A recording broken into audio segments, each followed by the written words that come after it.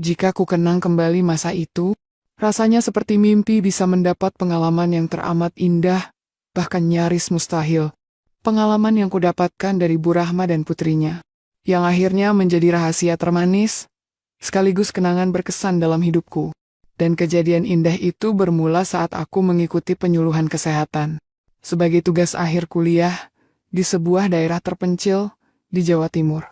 Tepatnya di desa kecil yang belum terjangkau oleh angkutan dari arah kota. Bahkan untuk mencapai jalan raya pun, kami harus berjalan kaki selama 2 jam.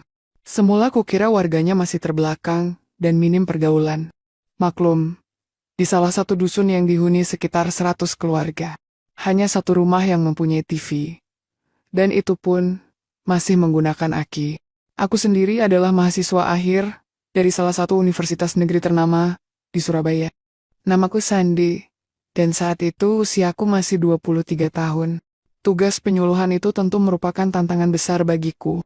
Sebuah upaya menerapkan ilmu yang kudapat untuk masyarakat yang paling membutuhkan. Sebenarnya, aku bisa saja memilih lokasi yang lebih mudah dijangkau. Tapi lantaran dosen pembimbingku menyarankan tempat yang benar-benar terisolir. Akhirnya jadilah aku menempati desa itu. Di sana aku kebetulan ditampung di rumah salah satu perangkat desa, yaitu seorang ibu paruh-baya yang kutaksir berusia kurang dari 42 tahun. Berpostur ideal berkulit sawo matang, dan rupawan bernama Rahma, atau Bu Rahma, aku memanggilnya. Beliau memang berbeda dari kebanyakan penduduk lainnya. Tapi yang semakin membuatku tertarik, bukan pada profesinya, melainkan dengan statusnya, yang merupakan janda dengan satu anak, yang saat itu sedang menempuh perkuliahan di luar kota. Dari yang kudengar, Bu Rahma itu ternyata bukan warga asli desa tersebut. Ia berasal dari kota kabupaten, tempat suaminya dulu bekerja sebagai pegawai dinas. Dan setelah suaminya meninggal beberapa tahun lalu, Bu Rahma memilih kembali ke kampung halaman orang tuanya. Dan berkat kecerdasannya, beliau kemudian dipercaya untuk menjadi salah satu perangkat desa. Sehari-hari beliau tinggal sendiri, hanya saja waktunya banyak tersita di kantor desa. Semula, kukira akan sulit mendekati ibu parubaya itu. Tapi, rupanya tidak juga. Dan semua kejadian indah itu dimulai di suatu sore. Sore di mana aku baru saja datang dari kampus setelah konsultasi skripsi pada dosen pembimbing. Kebetulan sore itu hujan deras sekali, dan lantaran lupa tak membawa jas hujan, maka aku tiba di sana dengan kondisi basah kuyup. Sekilas nampak rumah Bu Rahma begitu sepi dengan pintu yang terbuka. Dan lantaran kondisi basah itu, akhirnya aku pun buru-buru menuju kamar tanpa mengucap salam lebih dulu. Di kamar, aku segera mengganti pakaian basah itu dengan handuk. Ketika sayup-sayup, ku dengar suara langkah kaki mendekat. Aku terdiam sejenak, lalu iseng mengintip dari balik korden kamarku. Rupanya Bu Rahma lah yang datang. Entah karena kedinginan atau apa, kedatangan Bu Rahma itu justru kuanggap sebagai rejeki saat itu. Gejolak baik, serta pikiran iseng, mendadak hadir di benakku. Saat itu, aku pura-pura mengeringkan rambut dengan handuk, sehingga otomatis perahu motor yang tadinya tertutup badai, menjadi plong tanpa hambatan apapun. Setelah itu, mataku pura-pura terpejam, seolah benar-benar tak mengetahui kehadiran Bu Rahma ke kamarku. Dan secara naluri, perahu motor itu pun siaga dengan sendirinya. Bahkan haluannya ikut ke kanan kiri, mengikuti irama handuk saat mengeringkan rambut kepala. Dan benar saja, sedetik kemudian, Bu Rahma pun menawik gorden kamarku. Sementara aku yang tetap pura-pura tak tahu, membuat Bu Rahma kaget dengan penampakan astral itu. Sekilas beliau tampak berusaha tenang. Meski percikan gejolak baik itu, tak bisa ia sembunyikan. Entah mengapa ada perasaan bangga, bisa mempresentasikan kebaikan itu. Dan ketika beliau hendak menyapaku, secara bersamaan, aku pura-pura kaget, hingga menjatuhkan handuk itu. Walah Bu, Sandi kirain siapa? Abisnya, Nak Sandi nggak bilang-bilang sih kalau sudah datang. Kata Bu Rahma bersikap biasa, seakan-akan tak ada apa-apa. Iya Bu, tadi keburu ke kamar, soalnya kehujanan. Wah, bisa masuk angin loh Nak. Bentar, Ibu ambilin minyak angin ya. Nggak usah Bu, takutnya malah panas. Ya enggak lah Nak Sandi. Bukan Bu, maksud Sandi, takutnya panas kalau kena ini loh Bu. kataku sambil menoleh ke arah perahu motor itu. Sejenak Bu Rahma menelan Yudah.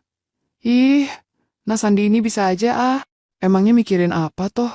Kok sampai kayak gitu? Katanya sambil mengamati penampakan baik itu. Untuk sejenak, aku tak menjawab. Bahkan makin bangga mempresentasikan hal itu. Unik banget toh nak. Masa sih Bu? Kataku. Sambil berjalan mendekat, lalu sejenak kelingak-kelinguk. Kok sepi Bu? Kemana yang lain? Nggak tahu juga sih nak. Mungkin lagi di kantor desa. Katanya yang mendadak gugup. Memang biasanya di rumah Bu Rahmah, kadang ada saja kolega yang datang. Entah untuk sekedar main, atau ada yang memiliki keperluan pada ibu satu anak itu. Untuk sejenak, nampak Bu Rahma makin kikuk dengan sikapku. Bahkan mendadak ia justru sedikit melangkah mundur dariku. Tapi entah keberanian dari mana, sebelum Bu Rahma hendak berbalik, aku segera menawik bahu itu. Tapi rupanya, Bu Rahma hanya diam, seolah memberi lampu hijau untukku. Dan lantaran gejolak baik itu makin meningkat, aku justru maju, hingga sambutan demi sambutan satset pun tercipta saat itu. Jujur aku sudah tak peduli, jika seandainya ia nanti sampai menegur, atau mengusirku. Tapi, rupanya hal itu tak berlaku. Bahkan tanpa kukira, ia justru menyambut niat mulia dariku. Aku tahu mungkin ia merasa sesepian selama ini. Lantaran sejak aku berada di sana, tak ada satupun teman pria atau pacar yang datang mengunjungi ibu parubaya itu. Bahkan yang lebih mengagetkanku lagi, tanpa diminta, ia justru menyiapkan sajian-sajian kebaikan tersebut. Sontak sejenak aku tertegun. Rupanya di usianya yang tak lagi muda, Bu Rahma masih menyimpan keindahan alam yang memadai. Begitu ideal, bahkan nyaris seperti remaja masa kini. Alhasil dengan ragu aku menunuk, hendak memberi perhatian pada sajian kebaikan itu. Tapi rupanya saat aku hendak bergegas, mendadak Bu Rahma menoyak dan berkata, "Biar ibu aja Sandi," katanya sambil tersenyum manis padaku. "Loh Bu, biar Sandi yang..." kataku terhenti, ketika tiba-tiba Bu Rahma mendorongku ke depan. Sontak aku kaget, ketika perahu motor itu mendapat perhatian mulia. Sungguh sore itu menjadi sore yang berbeda bagiku. Lantaran setelah perhatian itu usai, Bu Rahma mendadak merubah haluan negara yang semula menatapku menjadi sebaliknya. Dan, alhasil, seruan kebaikan pun bergema, seiring laju perahu motor yang semakin melesat pada tujuan negara. Rupanya, meski masih perdata, aku tak mengecewakannya. Sebisa mungkin aku mendatangkan banjir bandang. Sampai beberapa menit kemudian, musibah itu datang melanda. Wah, Nak Sandi kok pupu inter toh? Udah sewing ya? Enggak kok Bu, cuman iseng-iseng aja kok ah. Dalam upaya rapat paripurna itu, beberapa varian motor pun kuterapkan pula. Hingga beberapa waktu lamanya, akhirnya Bu Rahma pun tiba. Disusul aku setelahnya. "Makasih loh Nak Sandi," katanya sambil mengatur laju angin yang masih melanda. "Wah, Sandi yang harusnya makasih toh Bu," kataku tersipu malu.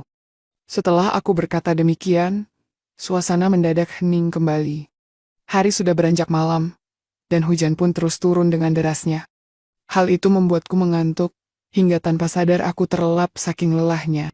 Singkat cerita, aku baru terjaga ketika Bu Rahma memanggilku untuk makan malam. Kami pun melangkah beriringan menuju ruang makan. Sambil makan, kami ngobrol berdua. Saat itu Bu Rahma mengatakan, jika putri semata wayangnya yang kuliah di Semarang, berencana akan pulang. Namanya Rina, berwajah manis, persis seperti ibunya. "Cantik kan Sandi?" kata Bu Rahma saat menunjukkan foto Rina di ponselnya. "Ah, masih cantikan ibu kok," kataku membuat Bu Rahma tersipu. Awas naksir nanti lo ya, kalau dia datang." "Ya enggak lah Bu, malah Sandi mau setia aja sama ibu." Begitulah obrolan kami saat makan bersama malam itu. Sejak kejadian itu, keakrabanku dengan Bu Rahma pun berubah drastis. Jauh melampaui keakraban antara tuan rumah dan penyuluh. Bu Rahma seolah menemukan kembali sesuatu yang hilang. Sementara aku mendapatkan pelajaran baru dari seorang wanita yang penuh pengalaman. Kami lebih sering meluangkan waktu untuk mengulang kebaikan itu. Apalagi memang hanya ada kami berdua di rumah sederhana itu. Dan kukira, aku memang hanya akan setia pada Bu Rahma, seperti apa yang kukatakan waktu lalu. Tapi rupanya, Kenyataan berbeda saat Rina pulang ke rumah ibunya itu. Tepatnya pada hari Minggu pagi, genap sebulan aku tinggal di sana, dan Rina sedang liburan selama 2 minggu lamanya. Awal pertemuan kami, Rina sempat kaget dengan kehadiranku di rumahnya. Lantaran kebetulan saat itu, ibunya sedang bertugas mendampingi Pak Kades, sehingga tak ada yang menjelaskan alasanku tinggal di rumah itu. Tapi rupanya Rina cukup nyaman untuk diajak bicara. Sehingga setelah kujelaskan tujuanku di sana, kami pun lanjut ngobrol tentang apa saja. Dan hal itu pun berlanjut bahkan ketika Bu Rahma datang dari kantornya. Singkatnya, semenjak ada Rina, baik aku dan Bu Rahma sedikit membatasi diri untuk rapat paripurna. Waktuku yang tadinya fokus pada Bu Rahma, lebih banyak teralihkan bersama Rina. Hal itu semakin didukung lantaran Bu Rahma pun lebih sering berada di kantor. Terutama setelah beliau dipercaya mengemban tugas irigasi desa. Perubahan rutinitas itu justru membuat aku dan Rina menjadi lebih akrab dari biasanya. Bahkan saking akrabnya, kami tak canggung lagi untuk keluar masuk kamar masing-masing. Sampai akhirnya, kejadian yang tak pernah kusangka-sangka itu pun terjadi lagi. Aku ingat saat itu Rina memintaku datang ke kamarnya. Di sana ia meminta bantuanku untuk membuat naskah pidato untuk salah satu mata kuliahnya. Seperti biasa, tanpa sungkan pun aku duduk di tepi defense dan mulai membantunya. Dan entah kebetulan atau apa, saat Rina beranjak ke kamar mandi, netraku tak sengaja tertuju pada layar ponsel yang tergeletak di tepi defense. Layar itu menampilkan notifikasi yang baru saja masuk. Tapi pandanganku lebih tergelincir pada isi layar utama. Di sana, tak disangka tampak thumbnail yang menampilkan PM3GP. Bahkan baru beberapa menit, Rina simak sebelum ia meninggalkanku. Jelas sekali, itu adalah koleksi PM muda-mudi asal negeri Sakura.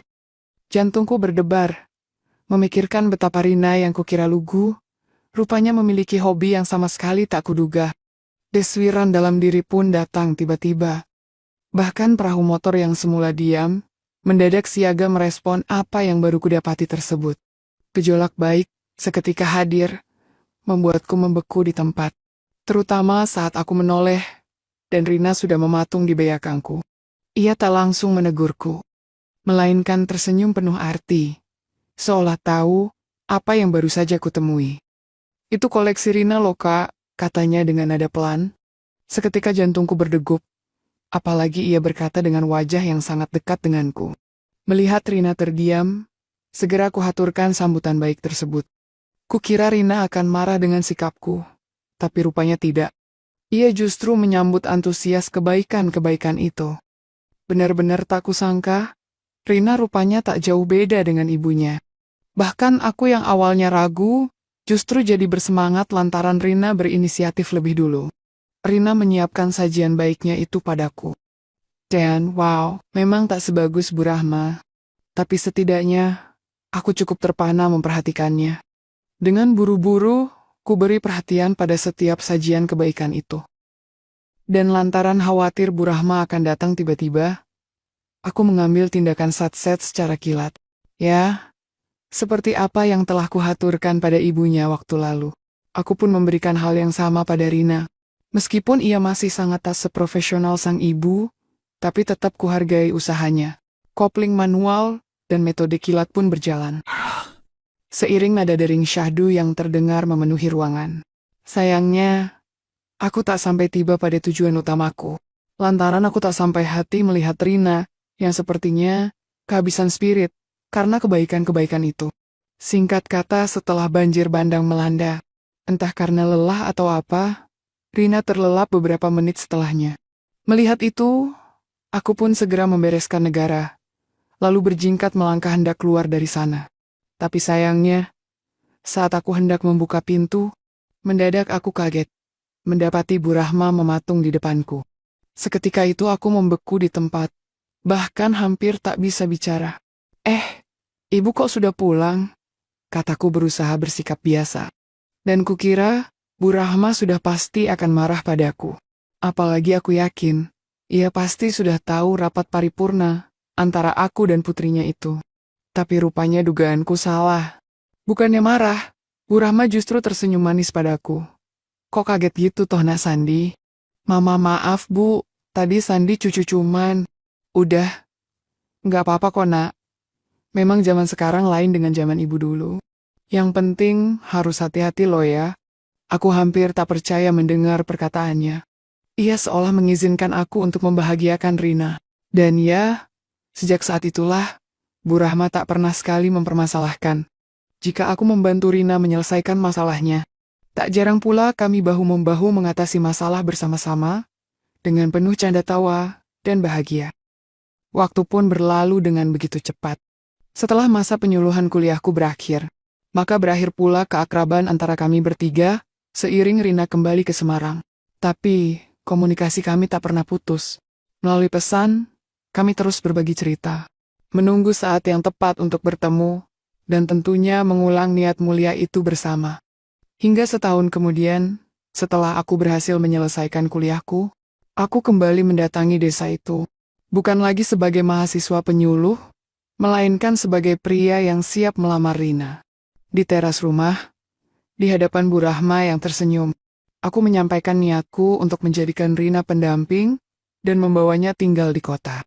Bu Rahma pun tak keberatan. Ibu percaya, kamu bisa menjaganya nak. Lagi pula, ibu kan juga tahu betul gimana kualitas rapat paripurnamu toh, katanya tertawa sambil mencubitku. Dan ya, pada akhirnya, aku dan Rina meninggalkan desa terpencil itu. Meninggalkan Bu Rahma yang tetap tabah, menjalani perannya sebagai perangkat desa. Kami membawa serta restu tulus Bu Rahma, serta rahasia termanis dan kenangan paling berkesan dalam hidup kami. Di kota baru, kami memulai babak baru, dan aku tahu, berkat pelajaran dari sang ibu dan putrinya, bahtera rumah tangga kami akan selalu penuh dengan kebaikan yang tak terduga.